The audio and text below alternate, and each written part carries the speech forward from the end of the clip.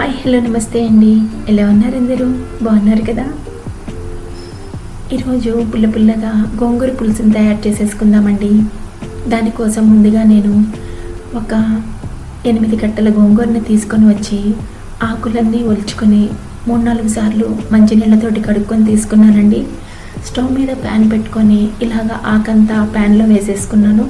అలాగే కారానికి సరిపడినన్ని పచ్చిమిర్చిని కూడా తీసుకొని తొడాలు ముందు పక్కన కొంచెం తీసివేసి ఆ చిన్న చిన్న ముక్కలుగా చేసుకుంటూ ఆ మిర్చిని కూడా మొత్తం వేసుకొని ఉడికించేసుకుంటున్నానండి. ఇలా ఉడికించుకునేటప్పుడు మనం గోంగూరలో అసలు నీరు వేయాల్సిన అవసరం లేదండి. అలాగే టమాటోస్ని కూడా తీసుకొని ఆ టమాటోస్ని కూడాను ఇలాగా కట్ చేసుకొని వేసేసుకుంటున్నాను. ఈ టమాటోలో ఉన్న నీరు గోంగూర ఆకులో వచ్చే నీరు అంతా కలిసి చక్కగా మగ్గిపోతుందండి ఆకు.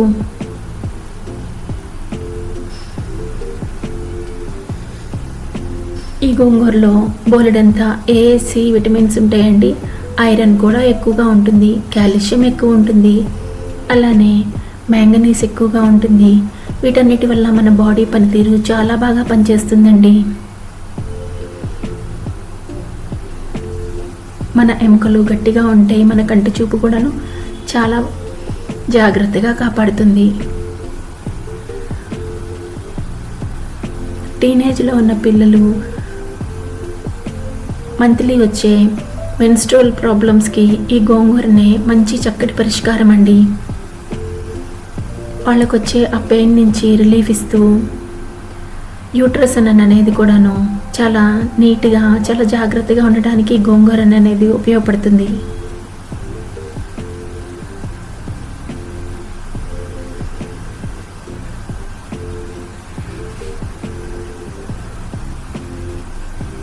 ఇలా మనం గోంగూరని కలుపుకుంటూ పైకి కిందకి చక్కగా మగ్గించేసుకుంటూ ఉండాలండి. టమాటో, మిర్చి, గోంగూర చక్కగా ఉడికిపోతున్నాయి కదా.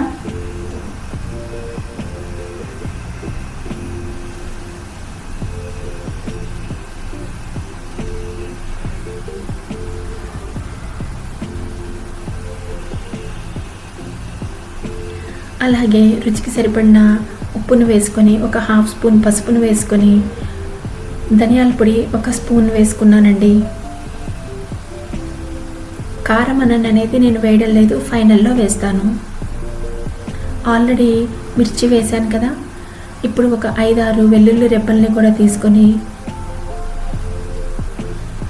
వేస్తున్నా అండి.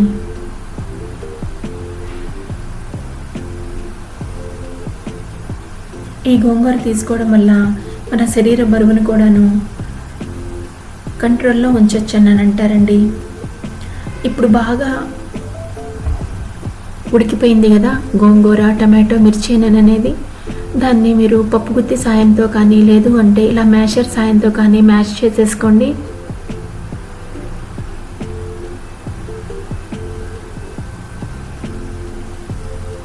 వెల్లుల్లి కూడాను ఇలా మెదుపుకుంటేనే మంచి టేస్ట్ వస్తుందండి.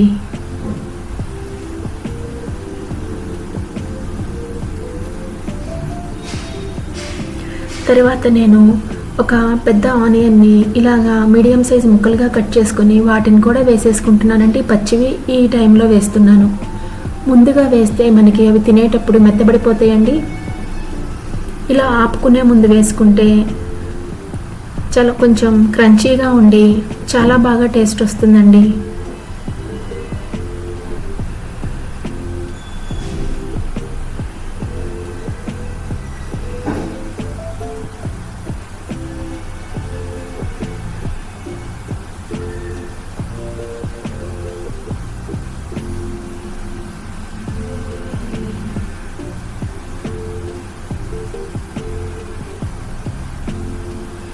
ఇప్పుడు ఉడికిచ్చిన పచ్చిశనగపప్పును కూడాను ఒక 3/4 కప్పు తీసుకుని వాటిని కూడా వేసుకొని కలిపేసుకుంటున్నాను.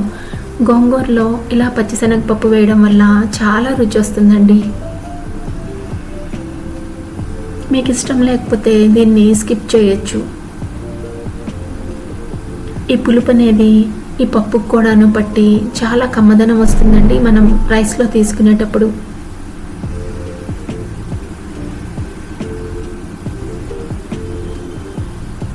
ఇలా మూత పెట్టి ఒక 5 నిమిషాలు మగ్గించుకుందామండి. పప్పు ఇప్పుడే వేసాం కదా. తర్వాత స్టవ్ మీద అండి మరలా ప్యాన్ తీసుకొని తాలింపు పెట్టుకుందామండి. దానికి కొంచెం ఆయిల్ వేసుకొని 1 స్పూన్ జీరా వేసుకున్నాను. అలాగే ఒక పెద్ద ఆనియన్ అండి, అంత మీడియం సైజు ముక్కల్ని తీసుకొని వేసుకున్నాను. వెల్లుల్లి రెబ్బలు కూడాను ఒక 5-6 తీసుకొని వేసుకొని, ఒక ఎండుమిర్చిని ఇలా చిన్న ముక్కలుగా వేసుకొని, కొంచెం కరివేపాకు కూడా వేసుకున్నానండి.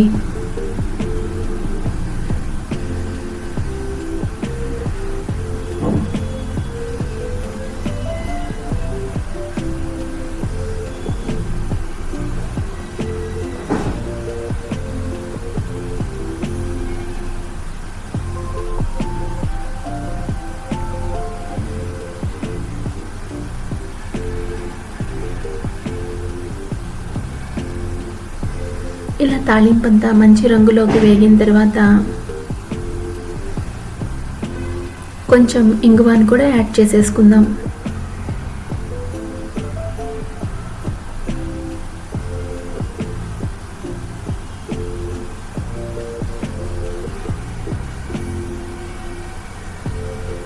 ఇంగువ వల్ల బోల్డన్ని బెనిఫిట్సే కాకుండా మంచి ఫ్లేవర్ కూడా వస్తుందండి.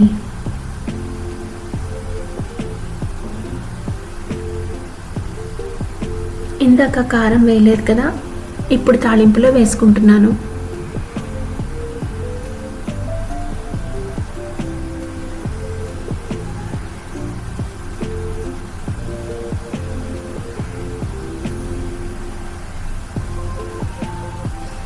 ఈ గోంగూర పులుసులో ఈ తాలింపంతా వేసుకొని 1 నిమిషం పాటు మరలా కలుపుకొని స్టవ్ మీద ఉంచుకుంటానండి. తర్వాత ఇంకా తీసేసి బౌల్లో సర్వ్ చేసుకోవడమే. నా ఈ రెసిపీ కనుక మీకు నచ్చినట్లయితే నా ఛానల్ని సబ్స్క్రైబ్ చేసి, లైక్ చేసి, కామెంట్ చేయండి. అలాగే మీ ఫ్రెండ్స్కి షేర్ చేయండి.